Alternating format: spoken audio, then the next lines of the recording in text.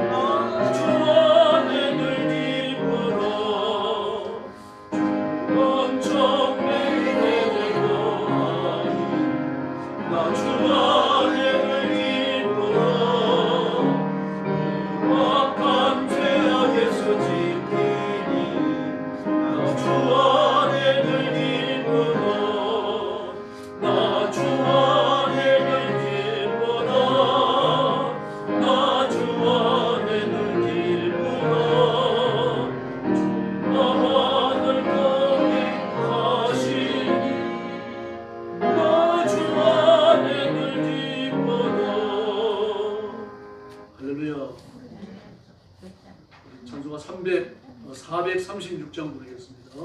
나 이제 주님의 새 생명을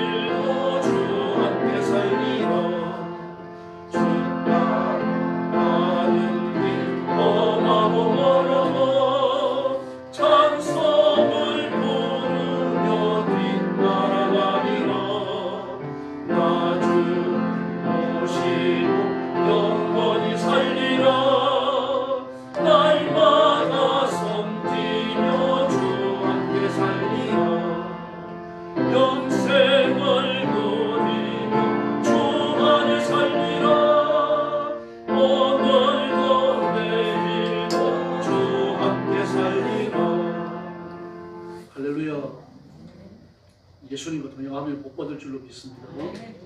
441장 부르겠습니다. 은혜 구하는에게 은혜의 주님.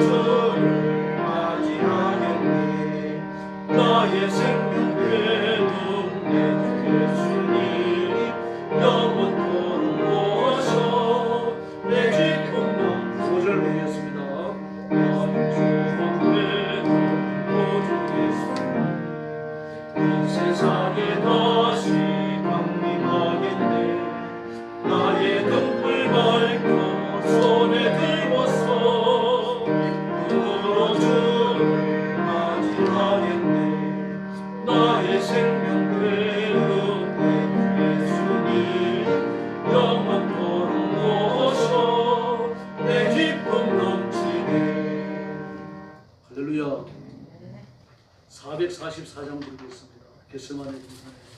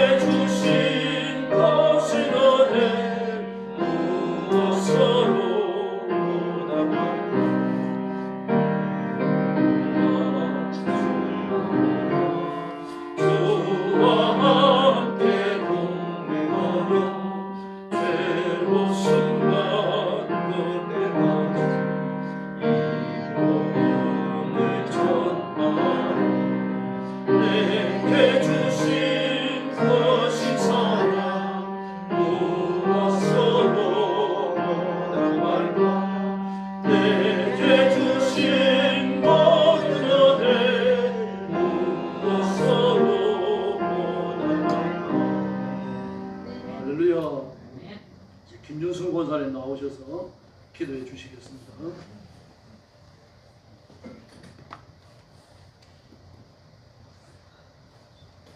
사랑이 많으시고 자비로우신 우리 하나님 아버지, 주님의 한없는 사랑과 은혜를 감사드립니다.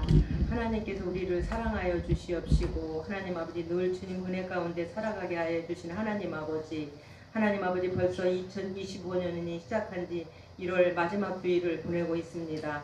사랑의 하나님 아버지, 우리가 한 해를 시작하면서 아버지 앞에 계획하고 하고자 했던 일들을 잘하고 있는데 이 한 시간 되돌아보는 시간이 되어질 수 있도록 하나님께서 함께하여 주시옵시고 하나님 아버지 우리의 삶을 하나님의 주님의 은혜 가운데 살아갈 수 있도록 성령 하나님 늘 함께하여 주시옵소서. 사랑의 하나님, 이제 하나님 아버지 긴 설 명절이 시작되었습니다. 하나님께서 긴 명절 기간 동안 안전을 지켜주시옵시고 하나님께서 오가는 여정 위에 함께하여 주시옵소서. 가족들과 만나서 좋은 시간을 보내게 하시고 화목되어짐으로 기쁨과 축복의 말을 오갈 수 있는 귀한 모습들이 되어줄 수 있도록 성령 하나님께서 함께하여 주시옵시고 예수 그리스도를 전할 수 있는 귀한 시간이 되어줄 수 있도록 성령 하나님께서 함께하여 주시옵소서. 우리 영광교회 위에 함께하여 주신 하나님 아버지, 올해는 우리 영광교회가 크게 부흥되어지는 놀라운 기적과 축복을 허락하여 주시옵소서.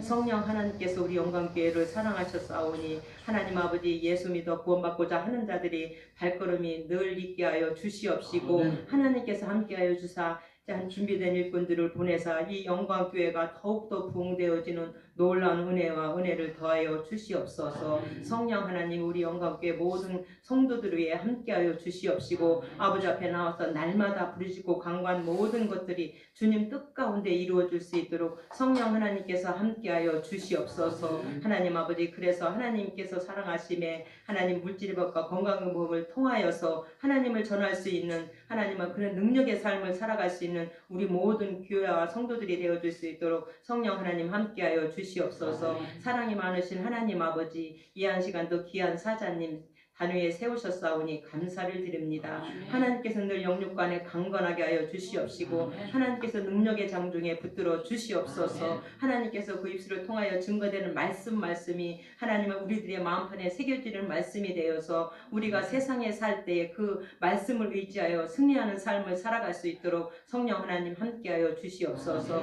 이 한 시간도 온전히 주님께서 함께하심을 감사드리며 우리를 죄에서 구원하여 주신 예수님의 이름 받들어 간절히 기도드리옵나이다. 아멘.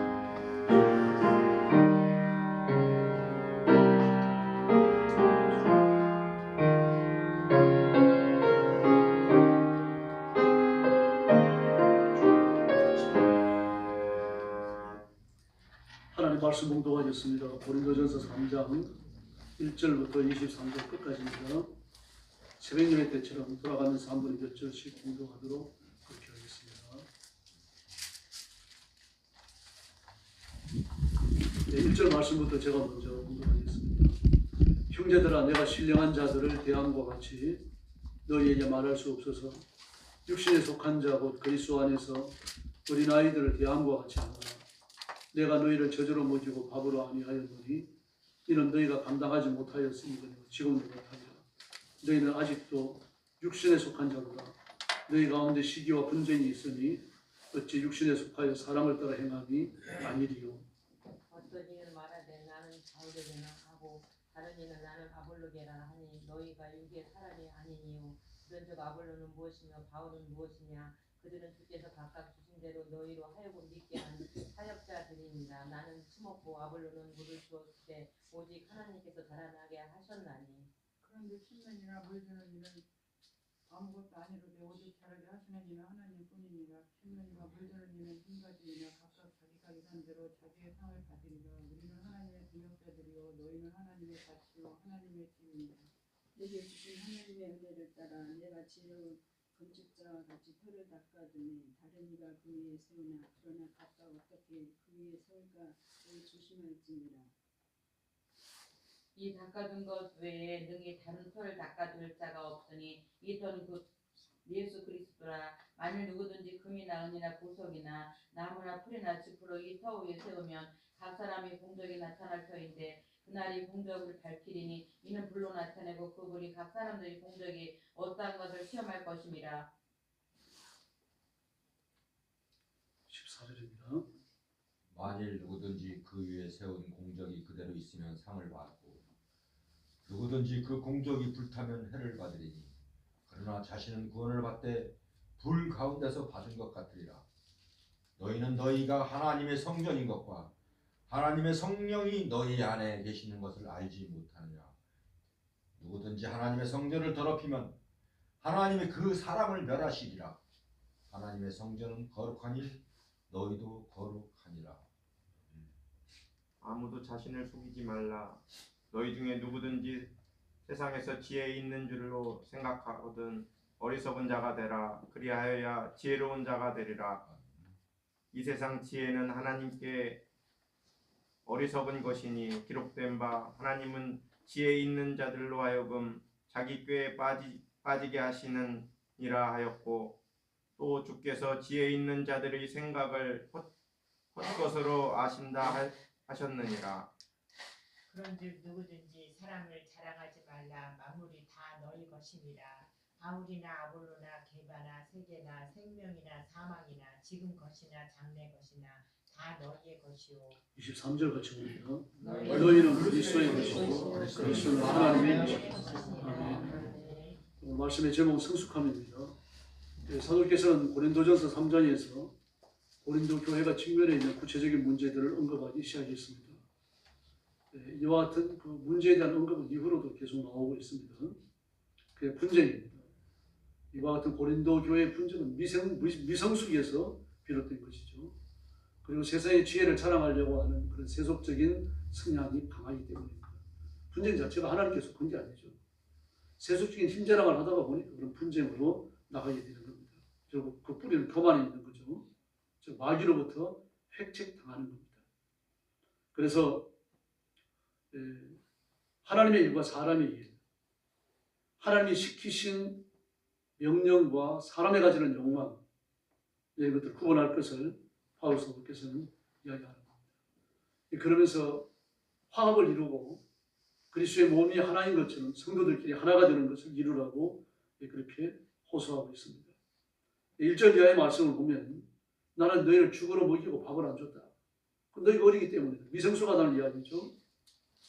미성숙한 이유가 뭡니까? 육에 속한 것으로서 시기와 분쟁, 사람을 따라 행하는 겁니다. 그게 미성숙한 겁니다. 성숙하면 하나님을 따라 행하고 예수님의 뒤를 따라가게 될 줄로 믿습니다. 그래서 미성숙하다, 미숙하다, 미련하다 전부 같은 말이죠. 어린아이 같다, 유치하다, 자라나지 못했다는 얘기입니다.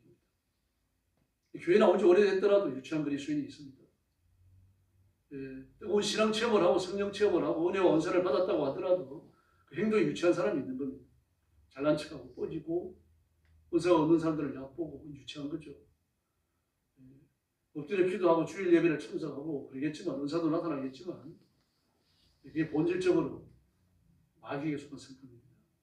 그래서 그리스도인은 자신을 돌아보면서 늘 자신을 점검하기를 게을리해서는 안 됩니다. 더구나 고린도 교회는 바울 사도까지 배격을 했죠. 말씀을 전해줬고 교회를 설립했고 자기들 길러가지고 교회 일꾼을 삼았는데 그 사도를 배격합니다. 그 이유가 뭡니까? 고린도 교회가 설립되고 나서 고린도 교회가 시험에 빠지는 중요한 외부적 요인은요. 내부적 요인이 있습니다. 외부적인 요인은 예루살렘 교회에서 파송한 파송 교사들입니다. 순회 교사들이에요. 이 사람들은 사례들인 교회에서 여러 지역에 흩어져 있는 이스라엘 외에 외국에 흩어져 있는 여러 회당들을 다니면서 유대인들을 가르치라고 이 자격증을 줘가지고 파송한 사람들입니다. 이 사람들이 가게 되어지면 숙식을 제공해야 되고 교통편을 제공해야 됩니다. 이 사람들은 자격증을 갖고 있잖아요. 근데 바울은 자격증이 없습니다. 왜 없습니까? 사례들인 의회에서 그 파송된 것이 아니라 예수님이 세우셨거든요. 예수님이 세우시고 예수님이 파송하셨기 때문에 자격증이 없는 겁니다. 그런데 고린도 교회는 그 자격증을 내놓으라 이겁니다. 그게 기가 막힌 거죠. 너희가 내 열매가 아니냐. 내가 전하는 복음을 먹고 내가 전하는 예수를 믿었고 그리고 너희가 내 손에서 양육되지 않느냐. 너희가 내 열매다. 그렇게 말해도 소용없습니다. 배신도 이런 배신이 없죠. 네, 그러나 바울은 이것 때문에 전혀 낙심하지 않습니다. 이런 일들을 그대로 껴안죠. 껴안고 하나님 앞에 너희가 거짓 교사들을 그렇게 숭상하느냐? 그들이 옳은 사람인 줄로 너희들이 아느냐? 막 이렇게 야단을 칩니다. 그들이 준 증명서를 인간이 준 거죠. 하나님이 주신 것이 아니라는 얘기입니다. 그럼 바울은 하나님께서 바울을 파송하셨다는 증거가 뭡니까? 그게 복음입니다. 예수 그리스도를 믿어야 된다는 겁니다. 그러나 예수 믿고 구원받고 하나님의 자녀가 된다는 것에는 뭐 어떤 종교적 의식의 정교함이 없어요. 우리 예배가 그렇잖아요. 주일 낮에 주일 저녁 예배, 뭐 수요일 예배, 새벽 예배, 의식의 정교함이 뭐가 있습니까? 뭐 성찬식이라도 해야 조금 그래도 종교적인 분위기가 나죠. 그럼 천주교 어떻습니까? 불교는 어떻습니까? 뭐 종교적 의식이 대단히 정교해요. 잘 발달되어 있어요. 구약의 의식이 그렇잖아요. 구약 율법적 의식이 굉장히 정교합니다. 이런 정교한 율법적 가르침을 그 거짓 교사들을 가지고 오는 거예요. 너희가 예수 믿느냐? 자, 예수님의 가르침을 받았느냐? 잘했다. 그러나 그것만 갖고는 안 된다. 율법을 지켜야 된다. 뭐 그러니까 굉장히 더 있는 것처럼 보이잖아요. 예수 믿지 마라 그러는 것도 아니고 믿으라 그러면서요. 근데 그것만 갖고는 안 된다. 율법을 같이 믿어라. 같이 지켜야 된다. 이렇게 말하니까 좀 더 종교적 정교함이 부여되는 거죠. 여기에 넘어가는 겁니다. 그러니까 종교적 의식의 정교함이 우리를 구원하는 게 아니라 예수 그리스도의 보혈이 우리의 죄를 씻고 하나님의 자녀로 만드시는 줄로 믿습니다. 근데 그게 홀라당 넘어가 버려요. 넘어가 버리고 복음을 전했던 바울까지 배역을 하니까. 그래서 그들을 향하여 미련하다고 하는 겁니다. 성숙하지 못했다는 이야기입니다. 그래서 성숙한 그리스도인들은요, 그리스도 위에서 내세를 준비합니다. 이게 10절 이하의 말씀입니다. 10절을 보면요. 내가 하나님이 주신 은혜의 터 외에는 다른 터를 닦지 않는데 이 터가 바로 예수님입니다. 예수님의 터 위에 내가 너희들을 닦아 세웠다. 이제는 이 터 위에서 같이 집을 짓는데 어떤 사람은 금이나 은이나 보석 같은 걸로 집을 짓고 어떤 사람은 풀이나 나무 같은 걸로 집을 짓는다. 그런데 이 지은 집이 바로 된 것인지 반드시 시험을 한다. 기초는 같아요. 기초는 예수님이에요. 누구나 예수 믿고 구원받는 건 틀림없는 겁니다. 그럼 그 위에 세워진 집이 시험을 당하는데 그 시험하는 수단이 뭡니까? 불입니다. 불이 와서 확 불어올 텐데 금이나 은이나 보석으로 집 지은 것은 지은 집은 그대로 있을 거 아닙니까? 그러나 나무나 풀로 지은 집은 홀라당 타버리는 거죠. 이렇게 그 집이 불타더라도 구원을 받지만 불난 집에서 도망 나온 사람처럼 구원받을 것이다.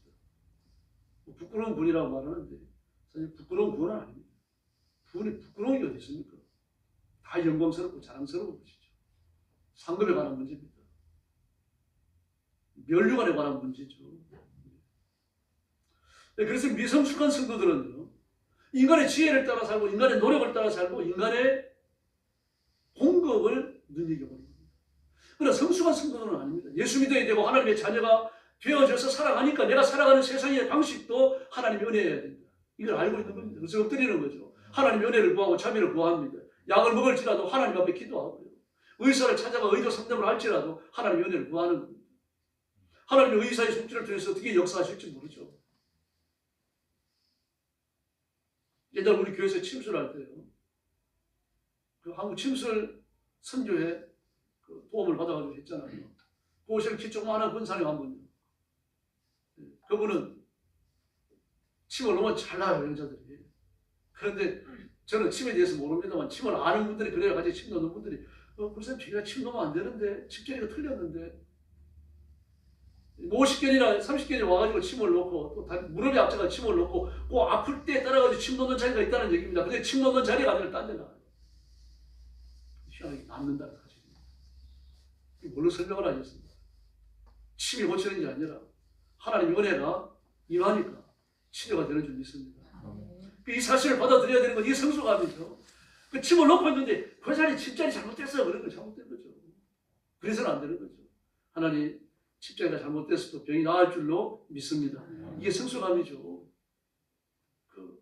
하나님이 그렇게 쓰시잖아요. 부족하면 부족한 대로.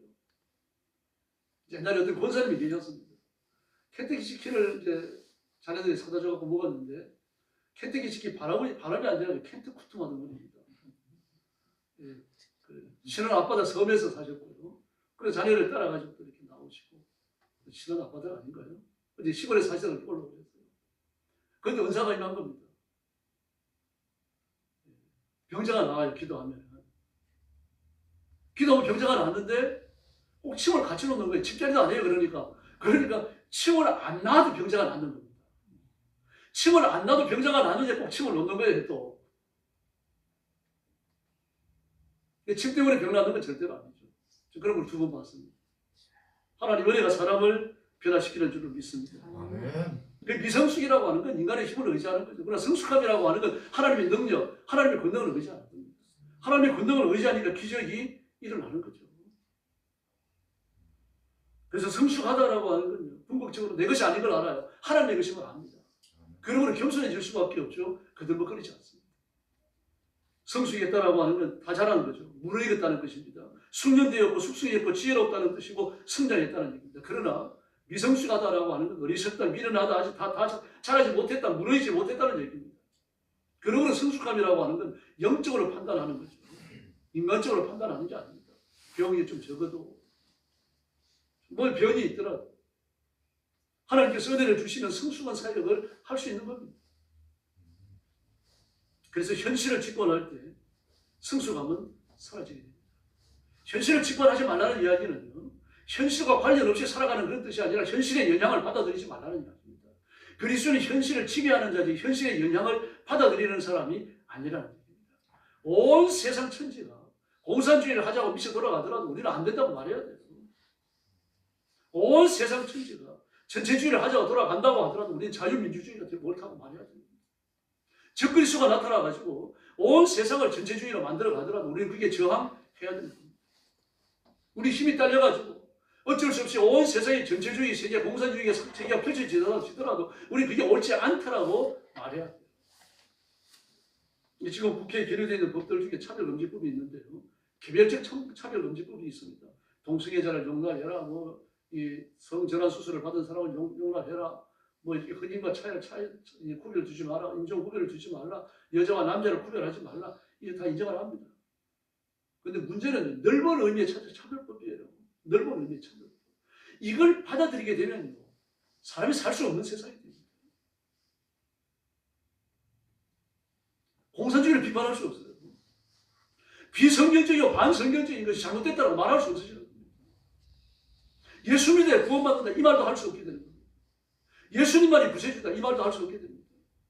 내가 들어가지고 차별당했다라고 하는 말요, 그런 마음이 들고 내가 상처를 받았다면 그 법이 저촉이 되게 되어 있어요. 이 2가지 법이 다 계류되어 있어요.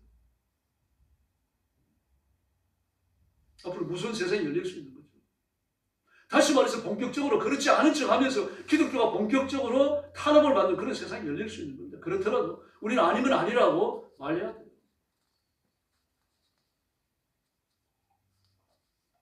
바이든 정부 말기 때 LA에서 막 동성애자들 시위가 일어났습니다. 트럼프가 나서고 그러니까 트럼프에 반대하기 위해 가지고. 그런데 목사님 한 분이 그러지 말라고 외친 것도 아니고요, 그 사람들을 붙들고 설득을 한 것도 아니고, 그 사람들을 대상으로 메가판을 먹고 설교한 것도 아닙니다. 그냥 성경을 읽었어요. 동성애가 잘못됐다, 성전환 수술을 해서 안 된다, 이거는 하나님의 창조에 이 중대한 오류를 가하는 거예요. 하나님의 창조가 잘못됐다고 선언하는 거예요.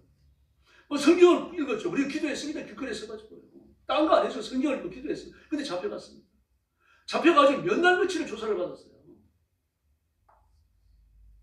트럼프가 하도 답답해서 뭐라 그럽니까?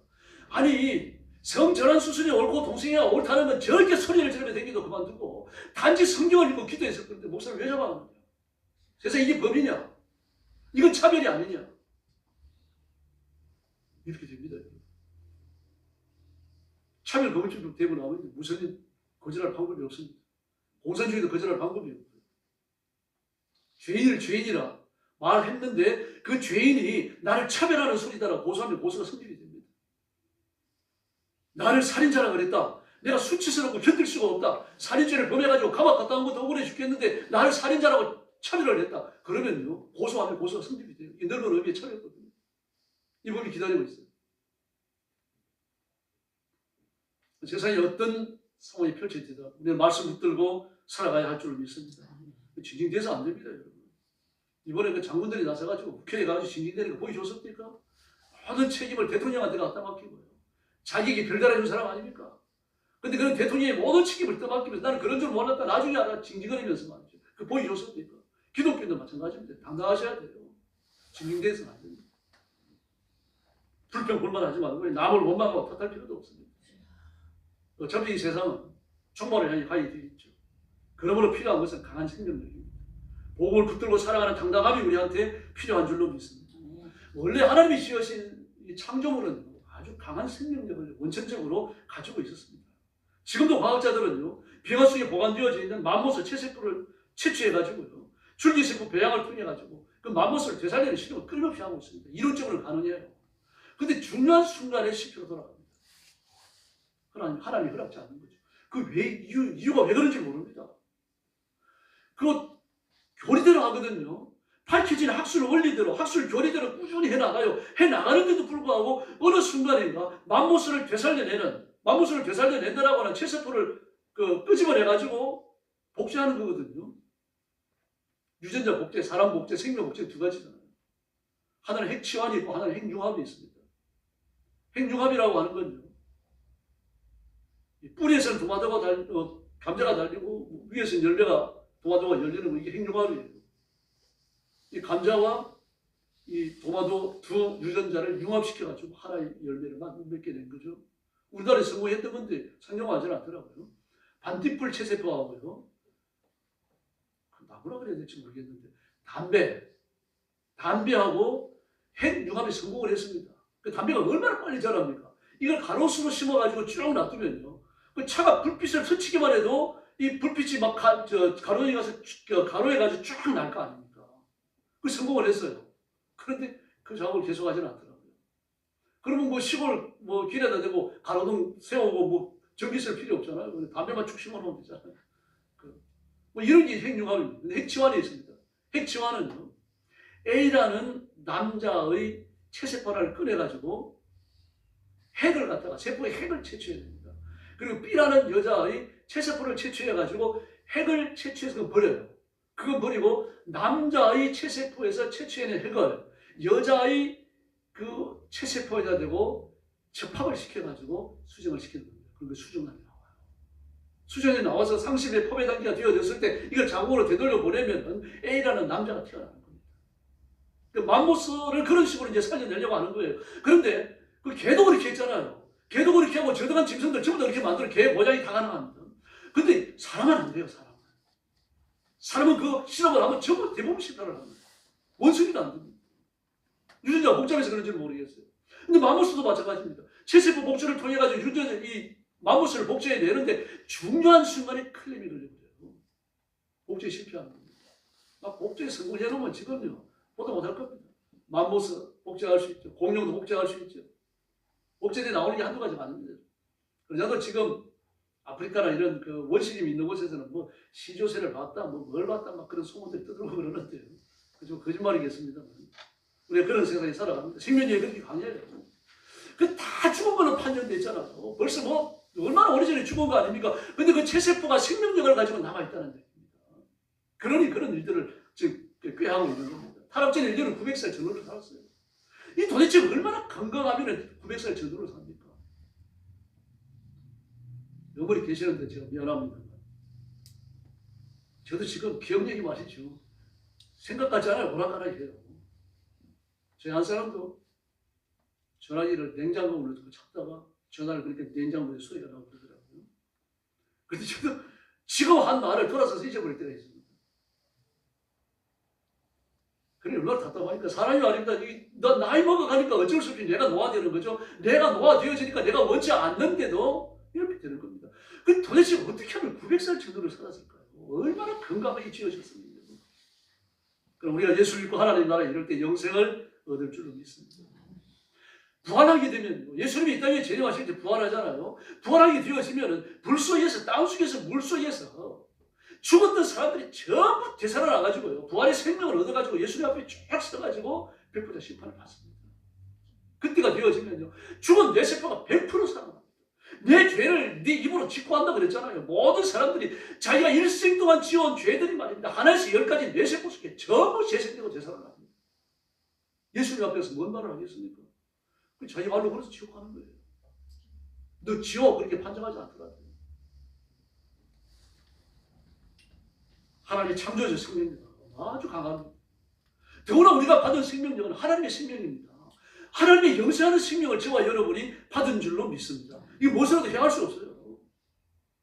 마귀가 아무리 시험을 하고 우리를 끌어엎어져도요, 우리는 그 생명력을 가졌기 때문에 지옥이 안 가는 겁니다. 그러면 신앙생활은 두 가지밖에 없어요. 하나님 앞에 매 맞으면 천국 가든지 아니면 칭찬받으면 복 받으면 가든지 그거밖에 없습니다. 이왕이면 하나님 앞에 칭찬받고 복 받으며 가야 할 줄로 믿습니다. 그러므로 그리스도인은 어떤 절망에서 쓰러져 죽지 않습니다. 소멸되지 않습니다. 아주 강한 생명력을 가지고 있습니다. 이 생명력을 끄집어내가지고 인생을 살아가야 되는 거죠. 우리나라의 옷을 벗어야 되는 겁니다. 언제까지나 돌봐줘야 되고 애써 해줘야 되고 말입니다. 이래야 되겠습니까? 내 스스로 결단하고 내 스스로 충성하고 내 스스로 헌신해야 될 줄로 믿습니다. 골치 아픈 일이 생겨도 불평 불만하지 말고 이해하고 감사하고 기뻐하는 그리스도인이 되어야 되는 거죠. 문제를 만드는 사람이 아니라 문제를 다스려가는 사람이 되어줘야 할 줄로 믿습니다. 예수님도 자신을 따르는 사람이 이렇게 말씀하셨어요. 내가 진실로 너희에게 이르노니 하나님 미랄이 땅에 떨어져 죽으면 그래 그걸로 끝나지만 그래 땅에 떨어져 죽지 않는다고 말씀하셨죠. 땅에 떨어져 죽지 않기 때문에 많은 열매를 맺는다. 요한복음 12장 24절. 예수님이 하나님의 미랄이신 줄로 믿습니다. 그래서 미랄 땅에 심고 나면 최소한도 40배, 50배, 60배 소출을 거두잖아요. 그래서 가뭄일 때 이삭은 그 보리와 밀을 심었는데 100배 소출을 했습니다. 평년자에 갑질을 한 거예요. 비가 제대로 와야 40배, 50배를 소출을 하는데 비가 안 오는 가뭄에 심었는데 100배를 했어요. 이 기적이 있기를 예수님의 이름으로 축원합니다. 생명력, 육신의 생명력 아니야 되겠지만 그러나 영적 생명력, 하나님의 복은 더 강하게 임해야 할 줄로 믿습니다. 예수님이 십자가에 죽으실 때 헤일 수 없는 많은 사람들이 같이 부활받습니다. 그 십자가에 같이 죽고 예수님이 부활하실 때 같이 살아나고요. 이 로마서 6장 아닙니까? 그러므로 그리스도는 성숙해야 할 줄로 믿습니다. 다니엘의 세 친구 보십시오. 평소보다 풀무불을 7배나 뜨겁게 하고 그 사단을 메석 아벤더고를 풀물 속에 던져넣는 사람들이 다 타 죽었어요. 그러니 그 불 속에 풀무불 속에 들어가는 사람이 어떻게 했습니까? 그런데도 세 사람은 던져넣었는데 그 불 속에 네 사람이 유유하게 걸어다니는 거예요. 마지막 네 번째 사람, 그분이 예수님이신 줄로 믿습니다. 아멘. 그리고 그들을 불러 올렸는데 털끝 하나 상하지 않았다. 털끝 하나 상하지 않았다. 근데 그 들어가기 전에 뭐라 그럽니까? 우리가 풀무불 속에 들어갈 때 주님이 우리를 보호하실 겁니다. 그러나 보호하지 않으시더라도 우리는 당신을 타협 못합니다.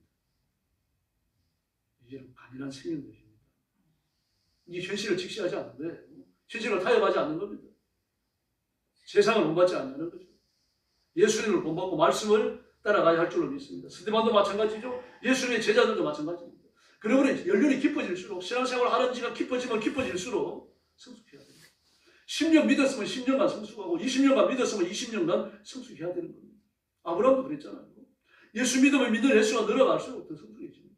그래서 히브리서 11장을 보면요. 그는 개인 사명이 318명이었어요. 318명보다 식솔이 있었다 그러면 도대체 몇 명입니까, 여러분? 그 정도 큰 부족이 되는 거죠. 그런데 지상에 사는 동안 집을 안 지었어요. 히브리서 11장에서 뭐라 그럽니까? 가야 할 더 나은 도성이 있기 때문에 그런 장막에 살았다고 말합니다. 천막 생활을 했어요. 천국 가서 살 생각을 하니까 지상에 집 짓는 게 시시했다는 얘기입니다.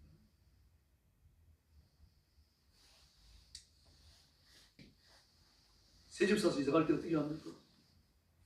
지금 쓰고 있던 거 잘 갈고 닦아가지고 그대로 가져갑니까? 아니면 싹 다 버리고 새거 삽니까? 이 땅에 있는 게 그렇게 보잘것없다는 얘기입니다. 하나님 나라에 갈 걸 생각하니까 아브라함이 가슴 설레며 산 거예요. 그러니까요.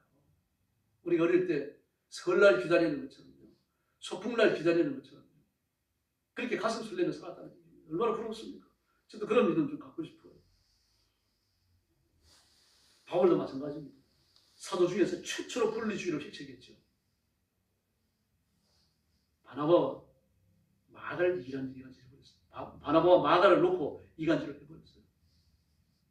그 자신과 바나바를 대척 관계에 놓고서 서로 헤어져버리고 말았습니다. 예수님의 사도들 중에서 최초의 분리주의자예요. 근데 그가 어떻게 변합니까? 최고의 설교자가 되고요. 순주자가 되어져가고 주님 앞에 엎드리는 사람이에요. 그리고 그가 배척했던 마가를 향하여 뭐라 그럽니까? 마가를 데리고 오라. 그렇게 말합니다. 마가를 데리고 오라. 디모데에게 그렇게 부탁합니다. 나 이제 어떻게 마가를 데리고 못 있어요. 근데 참 바나바와 화해했다는 기사가 없어가지고 저는 사모님 그때만 좀 마음이 아파요. 화해했겠죠. 근데 화해했다라는 말이 없어요. 이 마가와는 화해했습니다. 그를 데려오라고 말을 하니까요. 그래서 우리가 참 다 잘하는 것 같아도 하나님께서 모실 때 아슬아슬한 데가 한두 군데씩 있는 겁니다. 그래야 아직 못 죽는 거예요. 우리가 다 연단되고 다 새로워지면 하나님이 금방 데려가시는 줄 믿습니다. 아직 남아있는 건 좀 덜 익어서 그래요. 덜 익고 덜 됐기 때문에요. 여러분, 다이아몬드 원석을 갖다가 잘 갈고 닦고 연마가 끝나면요. 비싼 거는 절대로 진열대에 내놓지 않습니다. 깊은 긴 금고 속에 들어가는 거죠. 그 진열대에 없으면 어떻게 팝니까? 똑같은 이미테이션을 만드는 겁니다. 그리고 그걸 내놔요. 알고는 하나님이 데려가십니다.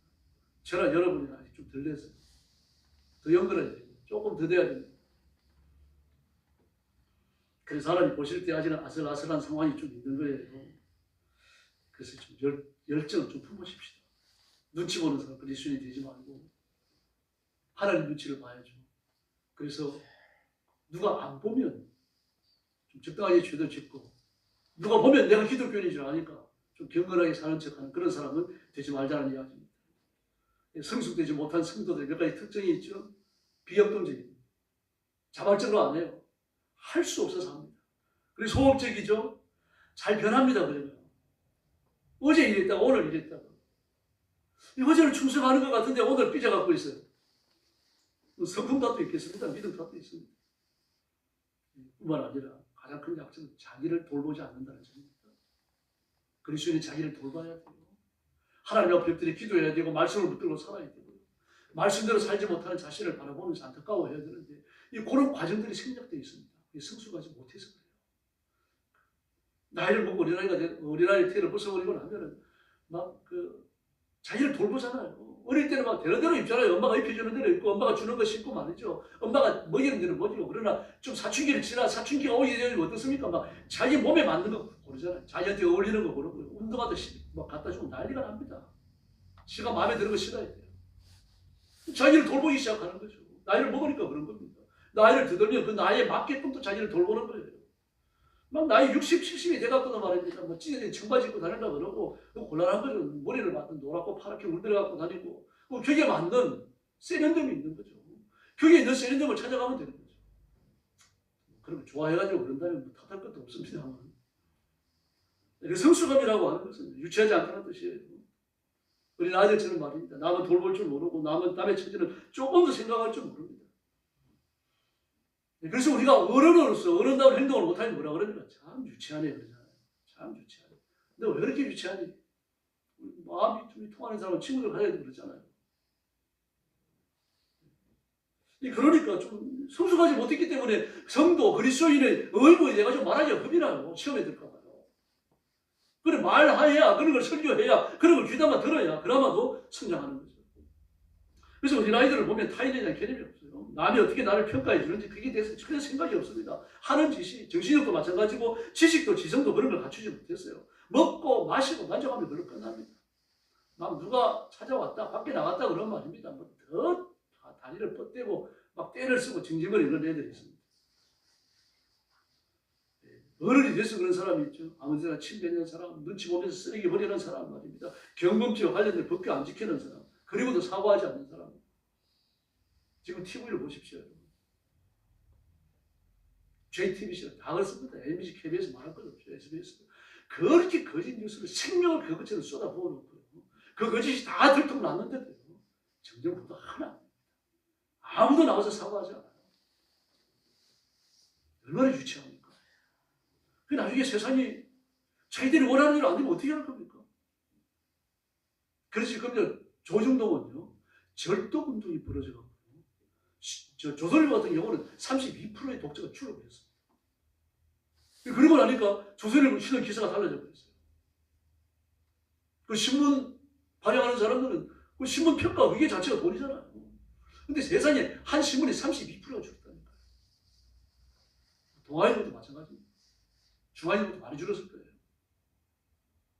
근데 한때는 저는 조선일보 같은 것도 하도 안 팔리니까요.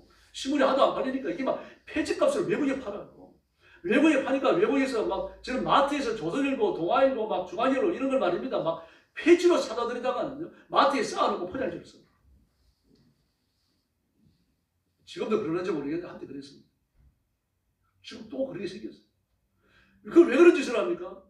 많이 찍어내야 정부로부터 보조금을 받습니다. 어느 이상을 찍어내야 돼요. 근데 찍어내는데 안 팔리는 데 있잖아요. 그냥 폐지로 파는 거예요. 외국에서. 팔면서 폐지라고 팔지 않죠. 신문으로 팔아요. 신문으로 팔지만 실제 거래는 폐지 수준에서 이루어지죠. 뭐 이런 짓들을 하고 있습니다. 얼마나 유치합니까? 아니, 특징은 남의 입장을 고려 안 합니다. 대소변을 못 가리니까 어머니가 늘 기저귀 들고 다녀야 되죠. 그 남자 화장실에 들어가면 기저귀 가는 판이 있습니다. 아마 앞으로는 수요실에도 남자 수요실도 생길 거예요. 뭐 저들은 뭐 엄마만 먹이는 것도 아니잖아요. 처음부터 젖병 들고 다니면서 아버지도 뭐 우유 먹이고 그러니까. 뭐 밥 먹다가도 TV 보다가도 잠자다가도 손님이 오셨든지 안 오셨든지 뭐 오줌 누고 싶으면 오줌 누고 똥 누고 싶으면 똥 누고 기저귀 젖었으면 그냥 누고 서리 지르고 하나도 창피한 줄 모르죠. 그러나 엄마가 탓합니까? 아무도 탓하지 않아요. 유치하니까요. 유치원이라는 말 쓰지 말아야 돼요. 유치원이라는 말 쓰지 말고 어린이집 다른 말을 써야 됩니다. 유치원이라는 말이 일본에서 건너온 말이에요. 유치하다는 뜻입니다. 저게. 유치하다 그래 갖고 되겠습니까? 다른 말을 써야 되겠죠. 근데 실제로 유치한 사람들이 있습니다. 하나님의 입장을 고려하지 않으니까 뭐 예배조차도 근심 덩어리가 됩니다. 이사야 1장 11절을 보니까 여호와께서 말씀하실 때 너희의 무수한 재물이 내게 무엇이 유익하냐고 너희가 내 앞에 보이러 오니 이것을 누가 너에게 요구하였느냐 내 마당만 밟을 뿐이니라 헛된 재물을 다시는 가져오시라. 그 예배 자체가 제사 자체가 하나님 앞에 근심 덩어리예요. 똑같은 말이 말라기 1장에도 나옵니다. 내 이름을 멸시하는 제사장들아 세상에 제사장들이 하나님을 멸시합니다. 뭐가 되겠습니까? 이러니까요. 너희가 눈먼 희생을 바치는 것이 어찌 악하지 아니하며 저는 것 병든 것 드리는 것이 어찌 악하지 아니하냐 만군의 여호와가 이르노라 너희 중에 성전문을 닫을 자가 있었으면 좋겠다. 우리는 이런 예배 드리고 있지 않는지 살펴봐야 되겠죠. 그래서 우리가 개인적 결단을 자발적으로 해야 됩니다. 예배 일찍 나오시고 찬송하면서 예배를 준비해 주시고 말씀을 믿음으로 받으셔야 돼요. 믿음으로 화합지 아니하니까 받은 말씀이 저에게 유익이 되지 않았다라고 말하잖아요.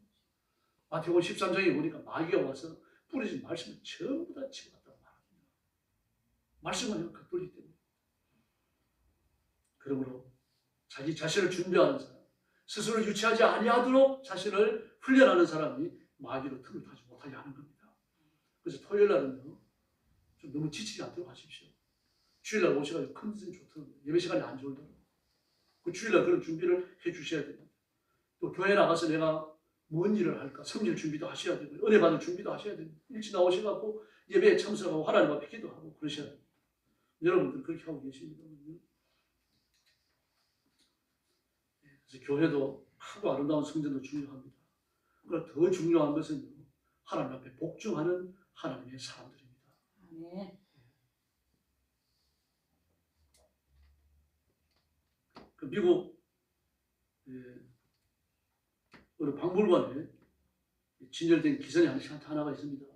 이 기선은 이제 그 석탄을 떼가지고 전기를 일으켜서 하는 기선인데 이 기선을 만들도록 이제 한 선주가 돈을 대면서 아주 아름답고 우렁찬 이 소리가 나게 해라. 그것도 전부 다 불을 떼갖고 하는 거거든요. 그냥 나는 소리가 아니잖아요. 그래서 정말 그 소리를 나게 하기 위해 가지고 뭐 음향학자도 동원이 되어지고 그리고 열공학자도 동원이 되어지고 최선의 노력을 기울여가지고 가장 아름다운 소리 우렁차면서도 아름답고 멀리까지 돌리는 소리를 냈어요. 그런데 기선을 이제 출발시켜 놓고 가는데 소리를 낼 때마다 기선이 서버리는 겁니다. 그 선주가 이상하잖아요. 아니 왜 소리를 낼 때마다 기선이 섭니까? 그러니까 이 기선은 소리를 낼 때 모든 에너지를 쏟아붓게 되어 있습니다.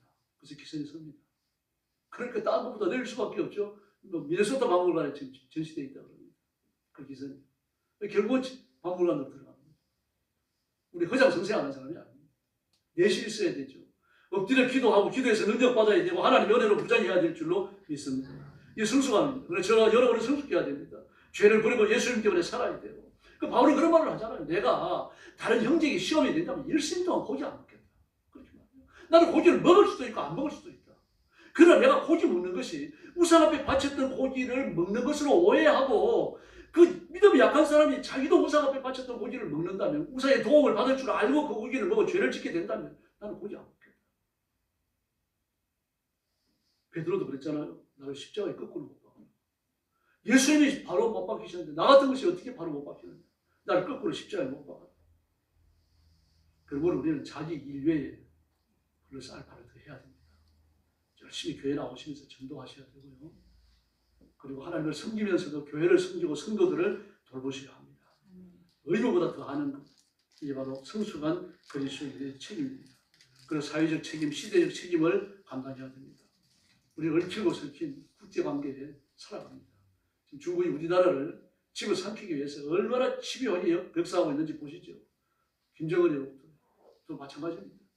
김정은이가 그 손가락 컴퓨터를 해킹하고 해킹된 자료가 중국에 넘어가고 중국 그걸 기점으로 해가지고 우리나라에 들어가지고 온갖 선거방해를 다 하고요.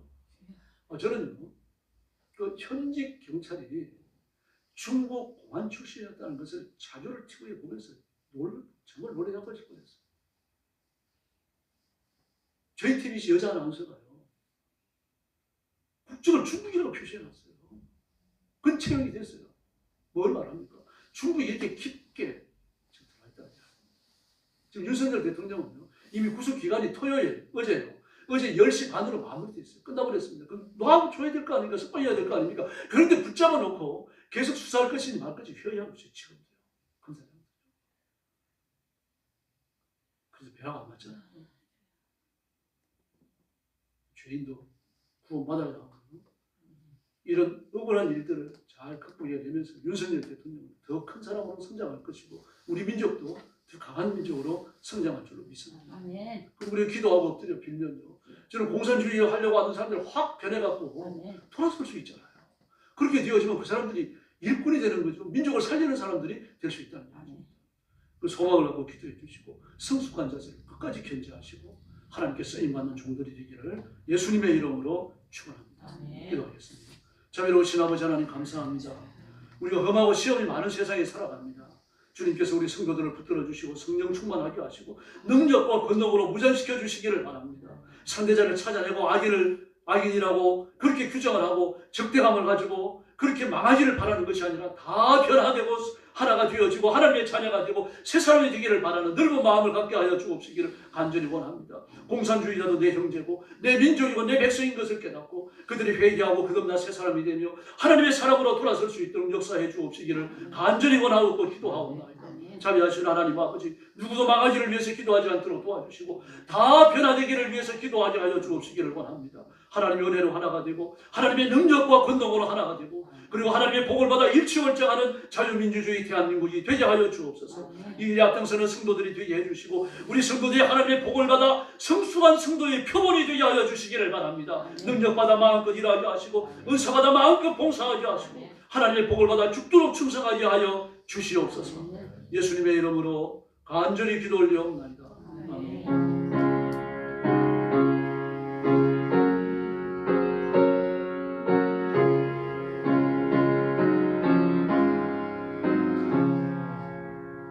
(314장) 찬송하겠습니다. 구주 예수님을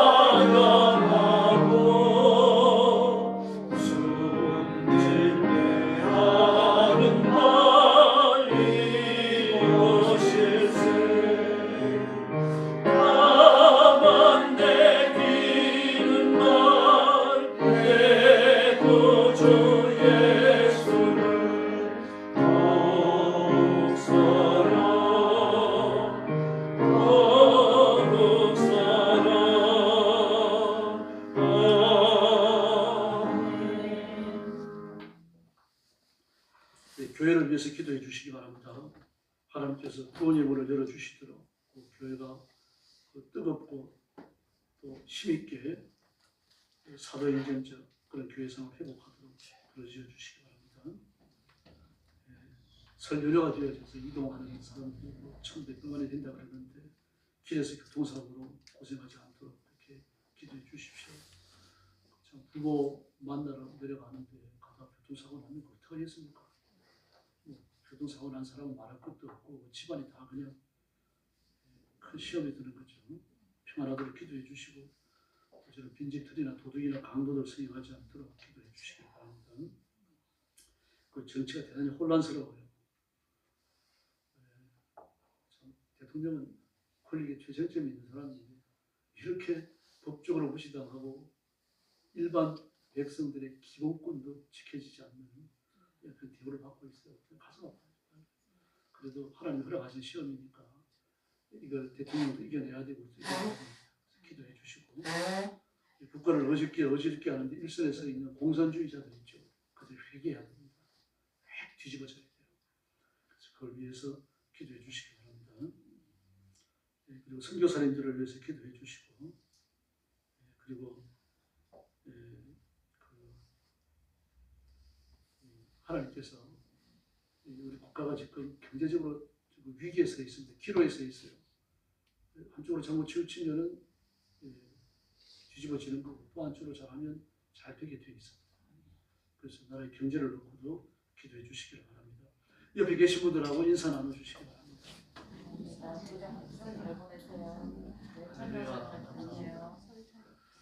기도 한번 인사 한번 더 합시다. 설 보내면서 더 성숙해집시다. 할렐루야. 축도하겠습니다.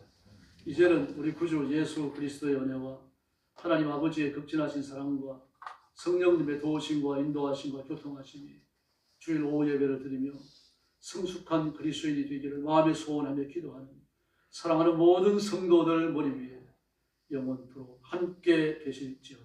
아멘.